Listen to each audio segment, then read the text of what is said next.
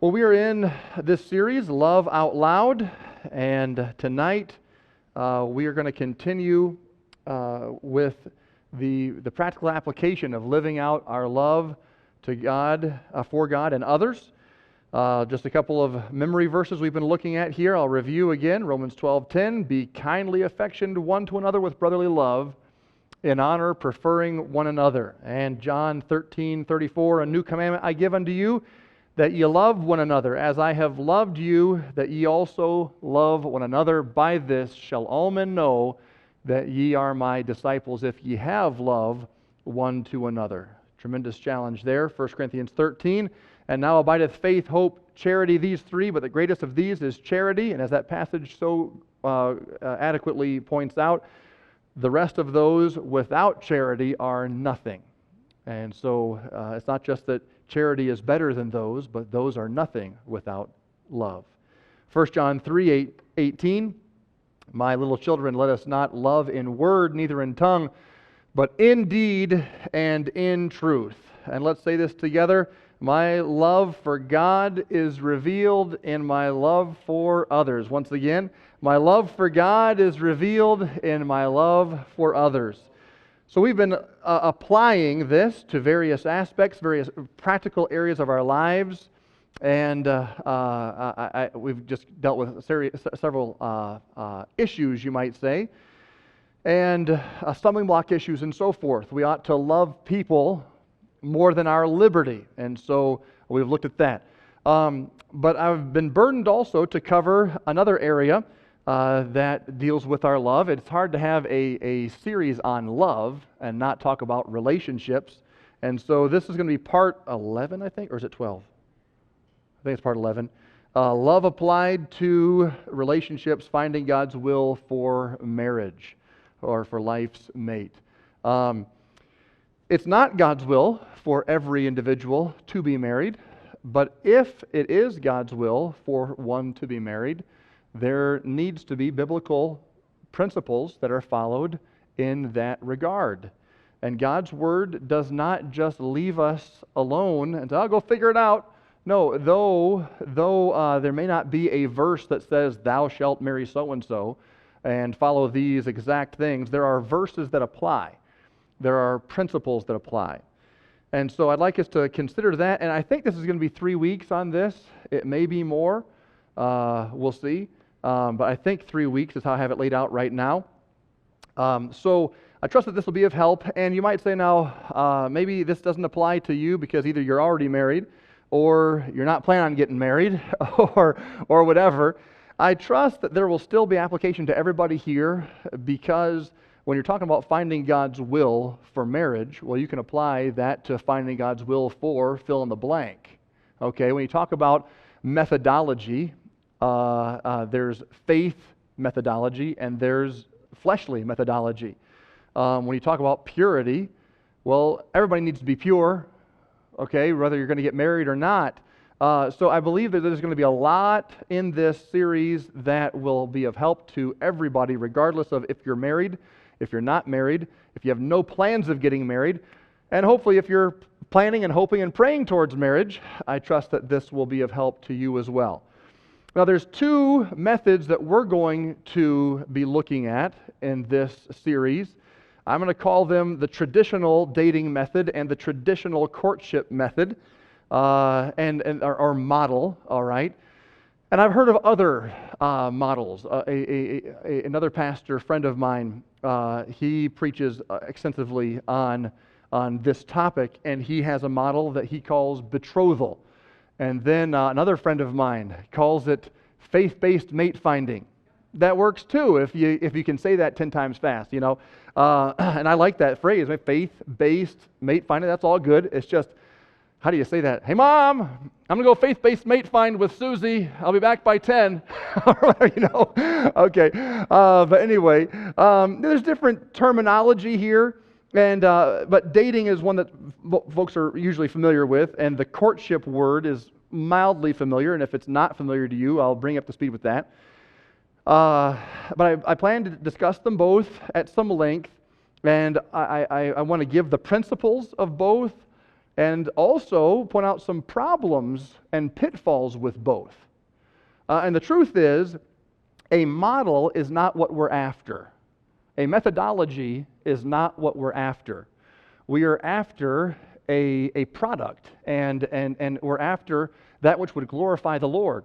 And so, though I will say right off the top here, as far as the principles, I would align with the principles of courtship, and I'm going to give you those next week. I think it is. Yeah, I believe so. I'll give you the principles of traditional worldly dating this week. I would align with the principles that the courtship model would articulate. As far as the practical applications, well, there's a lot that we can talk about and will talk about that. And it needs to be practically applied. What good is a principle if you don't practically apply it? But there are various practical applications, and when you say courtship, one person thinks this, another person thinks this, and there are varying, like with anything else, there's extremes. And bottom line, if you're looking for a model or a method to be your perfect answer to finding God's will, that's misplaced. You need to look to God and His Word and the principles therein and the application of those principles that the Spirit of God is helping you with in your specific situation, and that's key. There is no one-size-fits-all on this because there's so many variables. So many variables, okay? But that's why we have to major on the principles. And I plan to discuss this over the next couple of weeks. And bottom line, I'm hopefully going to point you to not just a model, but the Lord and the principles He has for us. When you think about biblical methods and models for choosing a mate, there are some interesting stories in the Bible. There are several stories in the Bible where two people get together. And I didn't put this on the notes, but Adam and Eve comes to mind, all right? But can anybody relate to that story? How many of you chose the Adam and Eve model of mate finding? That hurt when the Lord took that out. Boy, I tell you what, but she sure is good. Whatever. I mean, we don't. That's not a model that we're going to be able to do. You have Abraham and Isaac. That's another model, and tremendous principles from the Abraham and Isaac story. And maybe we'll come back to that. I think we will actually in the courtship side. Some great principles. However, that's not how it's going to practically work for all of us. I don't have a servant to go send, to another country and bring back this one. That's not the point. The point is there were some principles there that were at play when Abraham talked to his servant, go get me a bride for my son Isaac. And you see some great things, the sovereignty of God, the hand of God, the direction of God. You see Isaac, who is an independent individual, yet still very close to his father and under his father's leadership. You see a young lady who had veto power. I think it's verse 58 of the story, if I remember correct, 55, something like that. They asked her, "Will you go with him?" And she could have said no.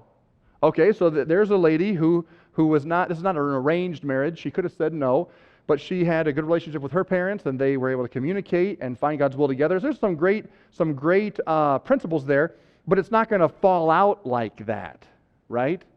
The Ruth and Boaz model, again, tremendous principles.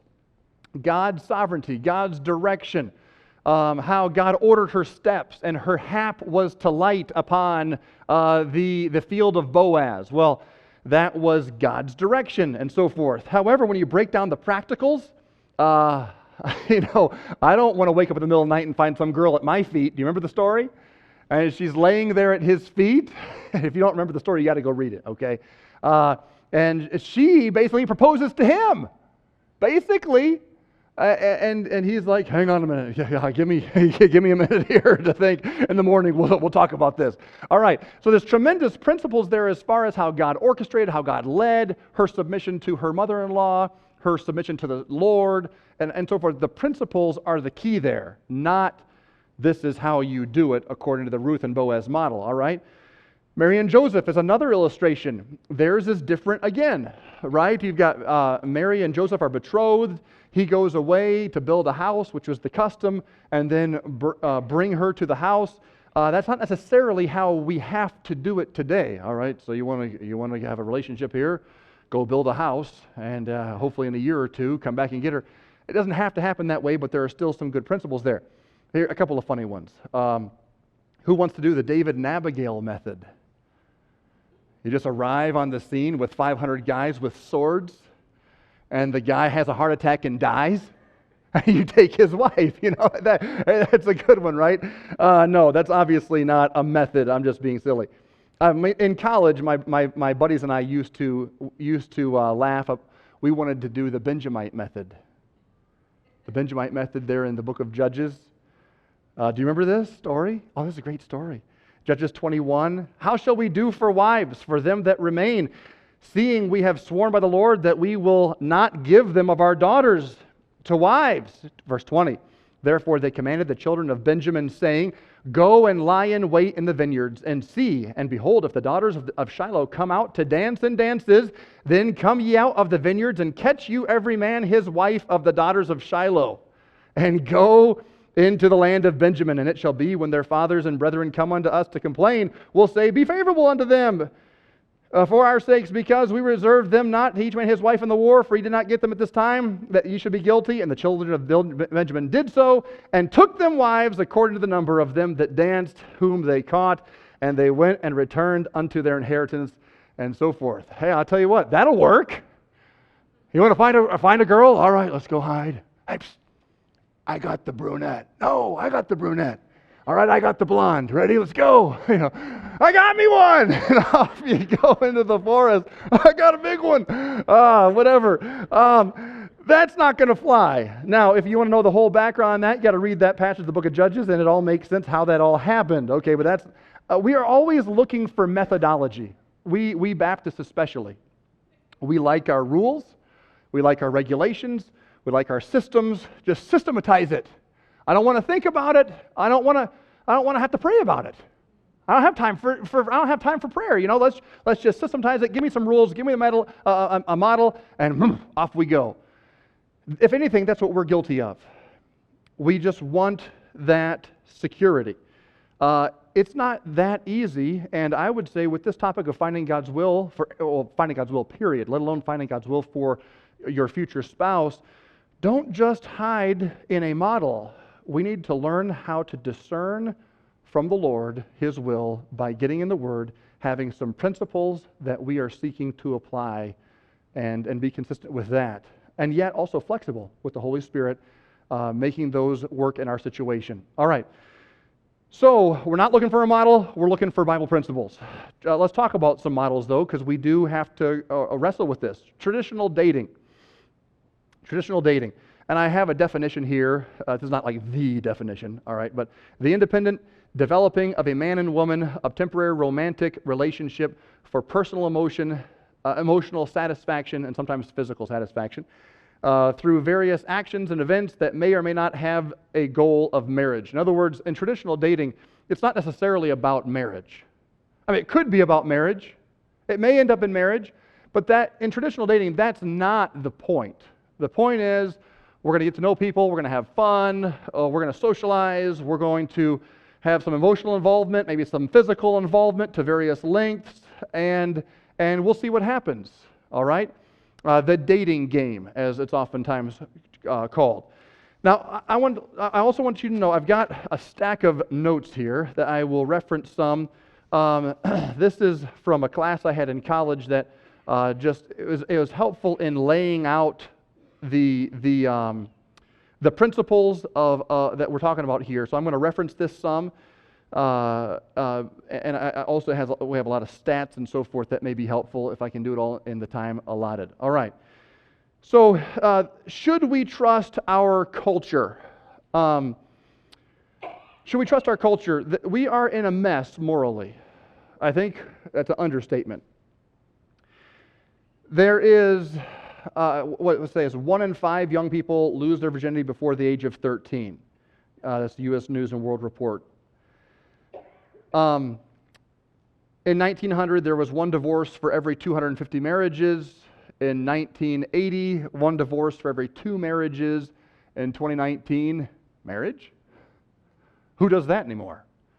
Why do we need that? In fact, experts are saying and recommending that marriage is just too risky. Marriage is basically, it just doesn't fit anymore in our society. What do I mean by risky? It's a financial risk, it's a physical risk, it's a legal risk. So you're going to get married, and then she's going to divorce you, and she's going to take half of everything you own. You're going to have to sell the house and split it, split the cars, split everything. She's going to walk out with half of everything you own. And then if you have kids, you're going to pay child support on every kid for umpteen years. And then, as if that's not bad enough, it could get worse. And I know of 2 instances right now where this happened, where the girl says, it's not enough that I took half of your stuff. It's not enough that I took your car and half the dog or whatever. And it's not enough that I'm getting child support, $1,200 a month. I'm going to talk to our little girls, tell them what to say, and we're going to the authorities, and we're going to say that you molested them, and we're going to put you behind bars. I know of 2 situations where that was fabricated, and it was clearly fabricated, and neither one of the men are in prison. But so now experts are actually recommending against marriage for these reasons. Like, it's too risky. Who's going to do that? This is a financial lunacy. And when the stats say that like everybody gets divorced, then what does that mean for you, pal? You're going to be paying this lady, and you get remarried, now you're paying that lady. And then you might wind up in jail on top of it all. So this culture just basically says marriage doesn't work anymore in our culture. All right? Well, the problem there is, we would say, is marriage was never supposed to work outside of Jesus Christ. Marriage is a picture of Christ and the church. Marriage is about biblical love, which is selfless, sacrificial. It is putting the other person first. It is about a union that is hard to explain. Why is it such a big deal when a kid does get involved physically? Because God created us to bond. And it was not supposed to work without Jesus. And now the experts are finally figuring that part out. Only they've kind of come full circle too, where, well, I'll get to that in a minute. All right, I'm getting ahead of myself. So experts are saying it's too risky, and you got a lot of stats here. I'm skipping most of these stats, but they're saying that by the time you're 18, 80% of men have lost their virginity, and 70% of females. And I'm just skipping through a lot of stats here, but 3,000 teenage girls get pregnant every day. Basically, here we go. The age a girl begins dating, if it's 12. Then it's 90% certain that she will fall into fornication. If she starts at 13, it's 56%, 14, 53%. So the later she starts dating, the lower the rate. But the earlier she starts dating, the higher the rate that she will be involved in fornication and so forth. I'm going to skip most of this for sake of time. Bottom line is the culture that we have of just date, live loose, and all of this, it's not helping us. It is leading us to defy God's word, which says that flee fornication. Bottom line, flee fornication. And yet, this culture does not help us. We shouldn't be surprised at this. This culture does not help us give a model with principles that will help us to do God's will, God's way, and accomplish His picture. All right. Well, let's look at some history here, some historical analysis. All right. Things have not always been as they are in 2019, believe it or not. Things actually used to be a little bit more moral. I'm not going to say necessarily more spiritual, but more moral. And there were some spiritual influences that helped the morality of our country. Let's look at the 1700s, heavily influenced by Puritans, heavily influenced by the Bible. Sorry if that's really small. That's really small. Anyway, well, do what you can with that. And this would have been more of the courtship pattern of getting to know one another. You say, what in the world is courtship? All right. So if dating is adolescence and just calling it like they see it and doing whatever they want, courtship, for lack of a more defined definition, which we'll get to next week, courtship is more of a parental guided method, all right? More parental involvement, parental leadership, and so forth. So definitely back in the 1700s, there was much more parental involvement, parental control. The intentions of both parties would have been more serious. In other words, it wasn't a dating game. If you're involved with someone, it's because you have some intentions here that you're looking for a mate. So that's a difference. That's different than our modern idea of dating. The timing would be when a person was prepared for marriage.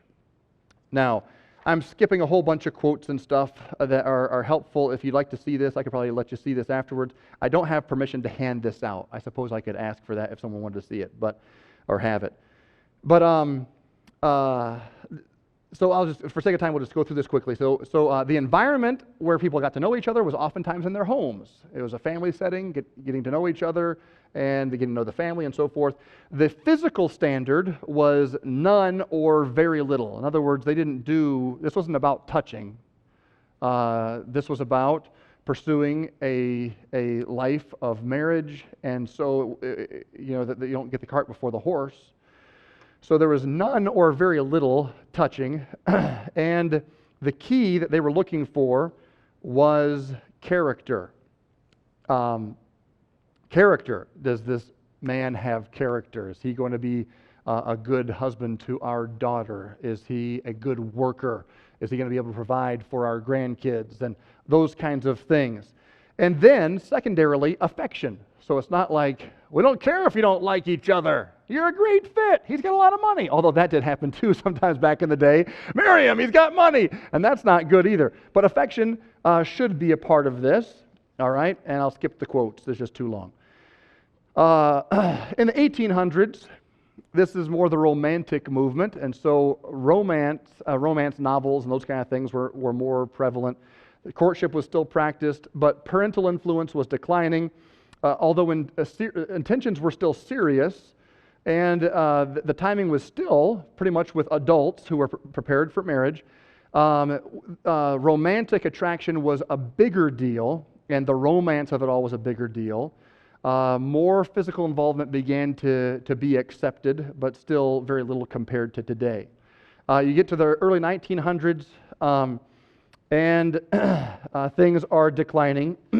Excuse me. Parental involvement is declining rapidly, and this is where the culture is more about the youth doing what the youth want to do, and parents are old and stupid and just get in our way.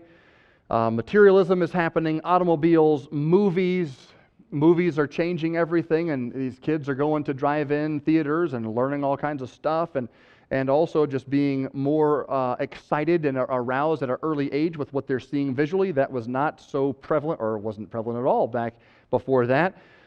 Dancing changed from more of your waltz to now your more sensual dancing, close dancing, much more touching. Humanistic social influences are also not helpful, and dating became more of just something to do to have fun, more of a game, all right? The Roaring Twenties and all of that.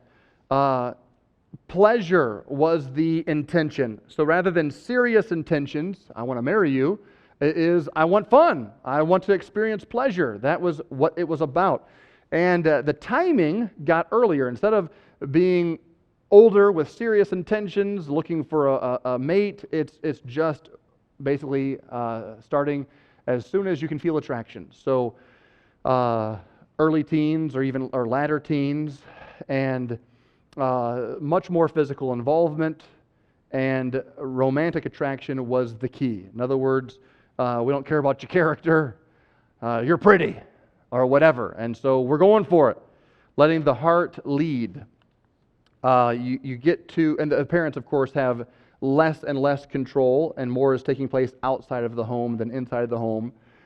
The mid to later 1900s, we have a continuing moral decline, and the whole rebel movement there in the 60s and so forth, and peer pressure and socialization is what it's all about. And pleasure, these are the keys. Early and preteen years, it's all about dating and dating and dating and getting to know more and more and more people. As far as physical involvement, anything is okay. And I've got some other stuff I didn't bring up here, quotes from some high school principals, and honestly, I couldn't read it if I was to bring it up here. Talking about the things that went on in a junior high dance. There's a couple of different junior hires, and the principals did some reflecting for a magazine, and I got a hold of it. It's amazing. This is not a high school dance. It's not a college dance. It's a junior high dance, and the amount of sexual involvement and promiscuity going on is just crazy. And it's not about finding a mate. Are you kidding me? They're 13 years old. They're not looking for a mate. They're looking for fun. They're looking to explore and all of that sort of thing. Parents are out of the picture, and romantic attraction and lustful desire is pretty much all that is the key.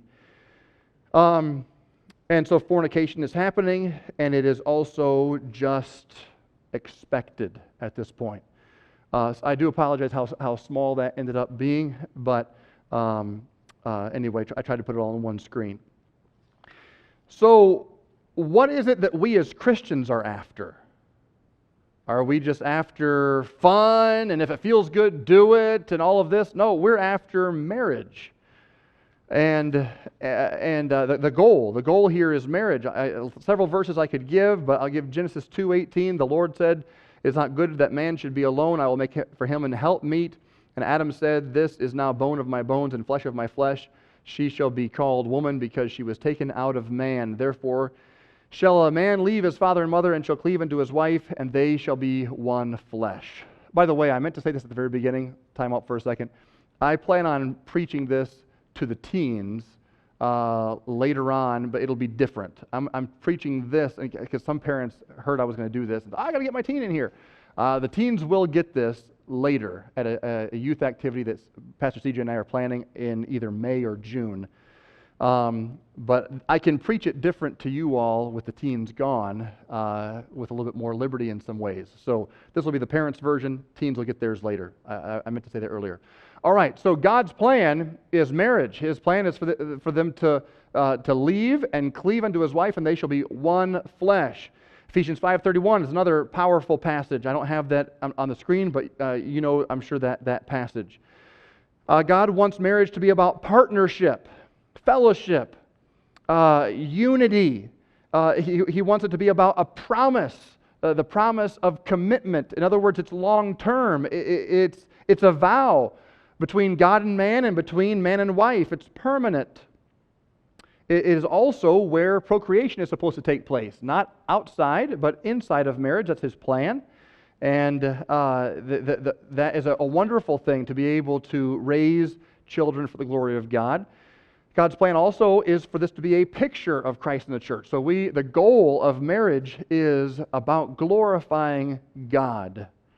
And the goal of dating, the goal of dating is marriage, and the whole process needs to glorify God. So, as we look at this, let's look at the principles of the traditional dating model. Okay, so first of all, it is the principle number one is pleasure. It is about pleasure. It is not necessarily about finding a spouse. If that happens, cool. But if it doesn't, hey, at least we had fun. That's kind of the idea. I'll give one quote here. Dating, this was a guy named Lloyd Saxton. Dating differs from previous courtship practices in the following ways. One, the introduction of the man and woman by a member of the family is not necessary and doesn't usually happen. It's just they just go find do their own thing. There's no accountability or chaperone. There's just more privacy and intimacy. There's no commitment on the part of the male or the female to continue the relationship. There's no serious intentions whatsoever. The date is planned and carried out by the adolescents themselves. The parents are not in the picture. Physical intimacies that start with, the innocent stuff, if you will. I put that in quotes. It's not all innocent. And leading up to sexually expressing themselves. It's expected in dating as opposed to forbidden. And I'm talking about dating traditionally, not a Christian dating, but just the idea of dating as the world sees it, all right? So pleasure. And if this is the driving force, then here's the problem with that. Relationships eventually have hard times. It's not always pleasurable. People have issues in marriage. Sorry if anybody didn't realize that, but sometimes things can get boring. Sometimes it's difficult, it's hard, there's trials. Sometimes somebody better comes along in the dating world. Hey, that could happen in the marriage world. All right? A partner no longer meets his or her needs, and so he dumps her and goes for the other girl. Quarrels or misunderstandings, they break up. Romantic feelings disappear. So I'm going to not date you anymore, I'm going with somebody else. Well, all of that can also happen in marriage. So here's the question. Are we preparing for divorce or are we preparing for marriage? Dating, in the traditional sense, prepares you more for divorce than it does for a lifelong commitment. There is no commitment in dating. When I'm bored, I'm gone. When a better comes, I'm over. I'm over you. When you're not meeting my needs, I'm out. We have a misunderstanding, it's over, and so forth. So pleasure is the driving force, and that is not biblical. We don't believe in the if it feels good, do it mentality. That's the world. Principle number 2, personal choice. Personal choice. In other words, this comes out of the humanistic assumption that man is basically good. And kids basically know what's best for them. And parents basically don't. Parents are basically dumb. Just let your kid figure out what he needs or what she needs. They will make the right choice. So parents, get out of the picture is the idea, and let the kid make his own personal choice. And what happens here is you have a spiritually immature, physically immature, emotionally immature, oftentimes, intellectually immature individual who is getting involved in ways that they're in over their head. And by the way, a lot of what we're going to say here has to do with, like I'm talking about right now, kids, teenagers and stuff. But even if somebody is older, it's still, the Bible says in the multitude of counselors there's safety. And so if your father or mother is still living, tap into that resource. And if you are not spiritually mature and you know you've got some lack there, get some people in your life that can help shore you up. Get some help. Get some good, strong accountability if you need whatever. But the idea here is that the traditional dating model is it's all about your choice, young person, you go for it. No accountability, no authority figure providing leadership.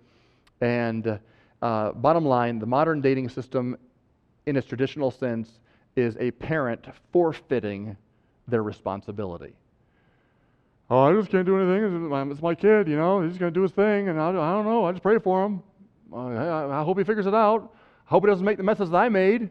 Well, why would you do that? If you made messes, why wouldn't you tell your kid, hey, here's where I messed up big time, and here's what we can do to correct this in your life so you don't have to go through what I went through. We don't want to forfeit our responsibility. Principle number 3, periodic relationships. The clear dating principle is that temporary relationships, and many of them, as many as possible, are desirable and good. So one person said, the purpose of dating in high school is to get to know as many girls and boys as possible. And another quote, it must be on a different page. Anyway, there's another guy who said basically this he felt was the foundation for a healthy marriage. If you if you dated as many girls as possible, or a girl dated as many guys as possible, then you'd be prepared for anything possible in marriage. It doesn't work quite like that, all right? If you're only going to marry one, you don't need to be an expert in every personality type and so forth. You're only going to marry one. Chances are you're going to bring more baggage in that way.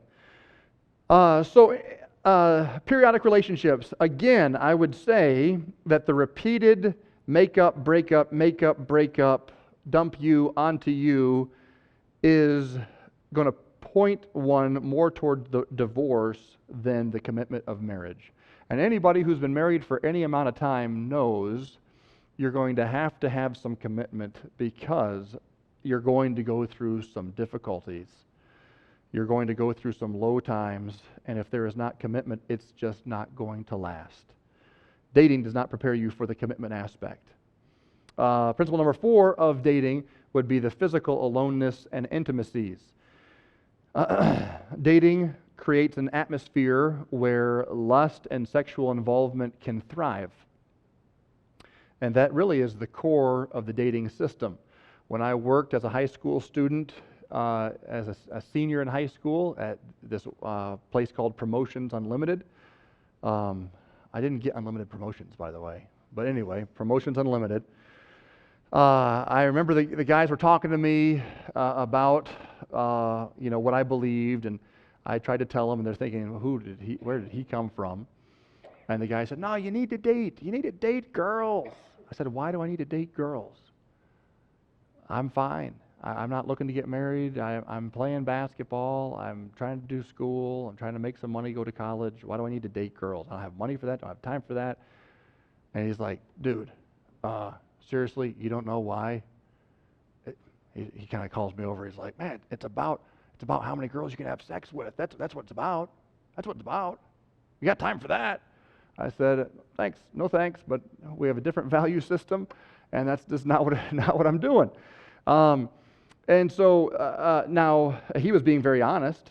That's why he dated. That's why he dated as many girls as he could, to get physically involved with them. And the way the traditional dating system lays out, it makes it very easy for this to take place. No parents in the picture, no accountability. You're in the driver's seat. You're alone as much as you want to be. You're not spiritually mature, potentially. Maybe you're not as physically mature and emotionally mature as you need to be. Maybe you're very vulnerable, and things begin to happen. By the way, God wired us so that things would go a certain direction.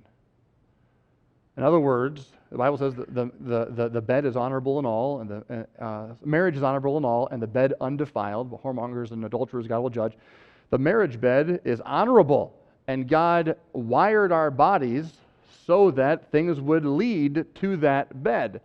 And it just is crazy to me that we would tell our kids, now, all right, kid, now, be careful out there. You need to make sure you know when to hit the brakes. Okay, Dad, did you hit the brakes? Well, no, I didn't. I mean, me and your mom, oh my stars, let's not even get started. But we weren't saved. We weren't saved, and you're saved. So basically, go out there and do everything we did, but hit the brakes at that right time, and you're saved, so I'm sure you can do that, I'm praying for you. It's just ridiculous.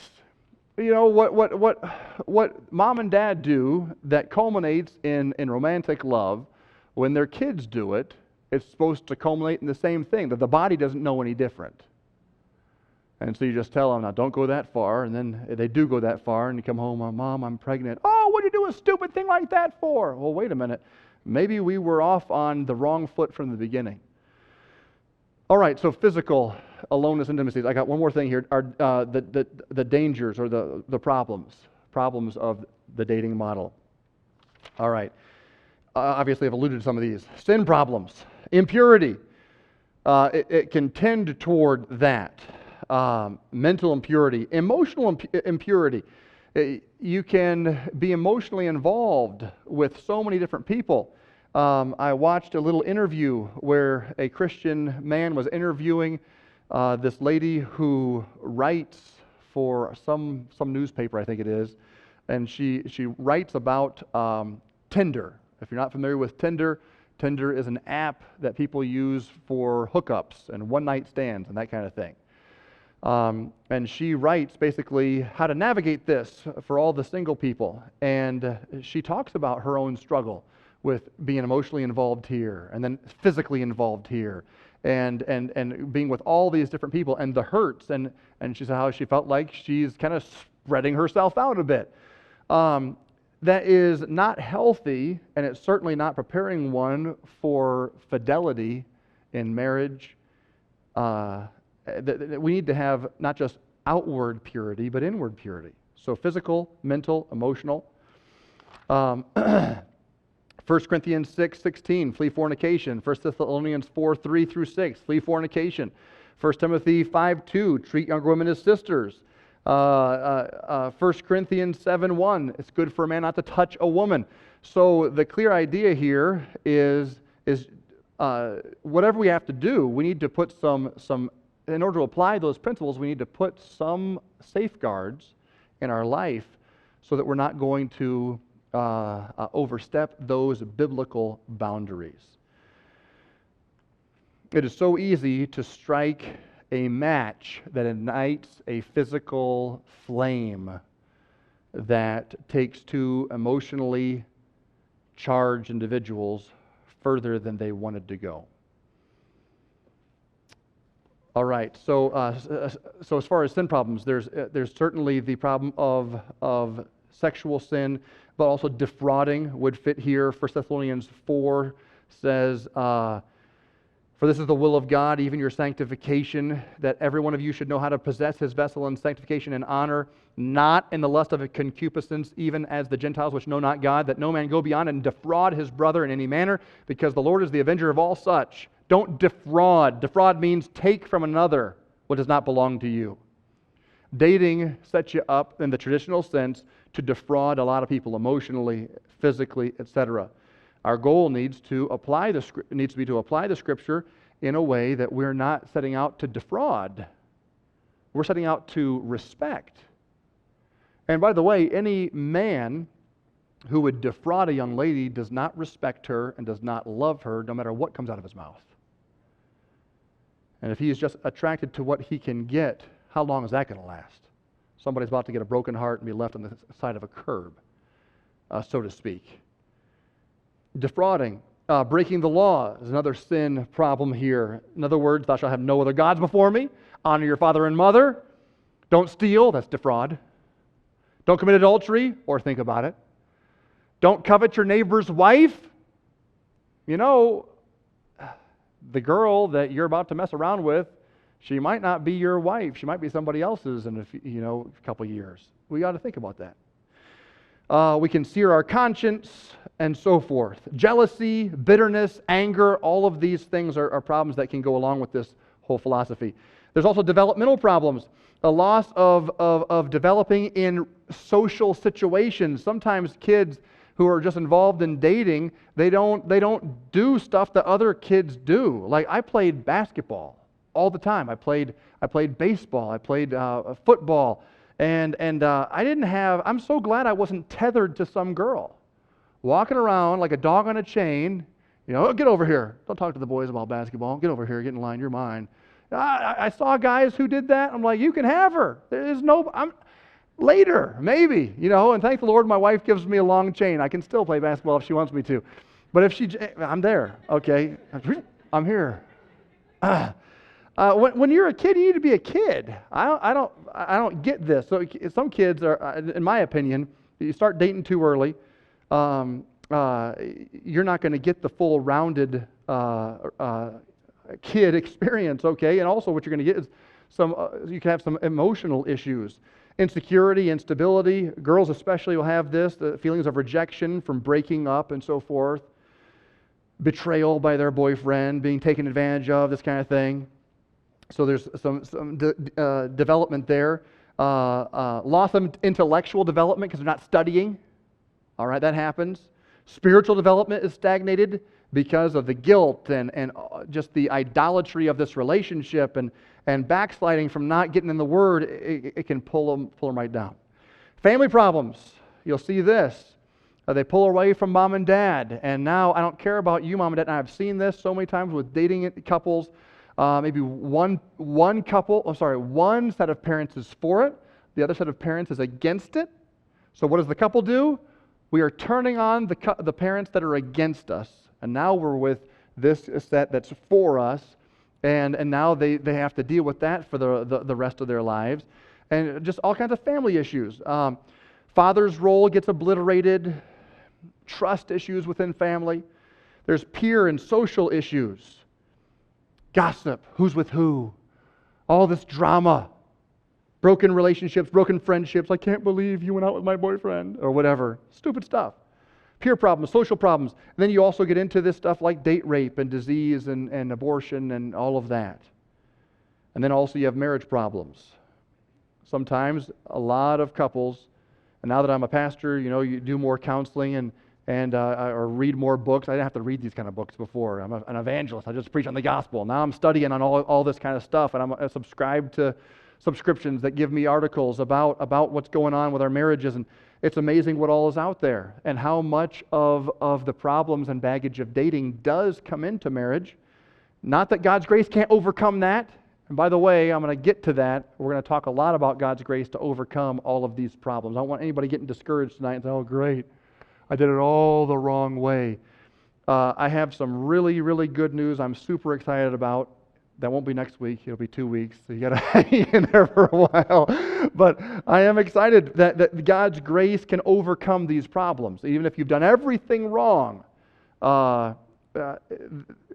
where sin abounded, grace did more abound. So you have an opportunity to maybe even see more abundant grace in your situation than someone who had the perfect situation has experienced. So I don't want anyone getting discouraged.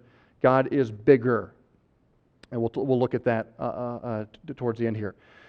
But marriage problems. Why is there marriage problems? Because maybe there is a loss of first love and flirting and trust and so forth, memories. All right, I'm out of time, and I think that's where I was going to end anyway.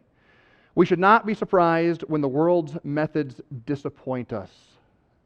Now, next week we'll talk about the courtship model, and I'm going to tell you what the principles are, but I'm also going to point out some pitfalls and problems that can happen there. Why? Well, what?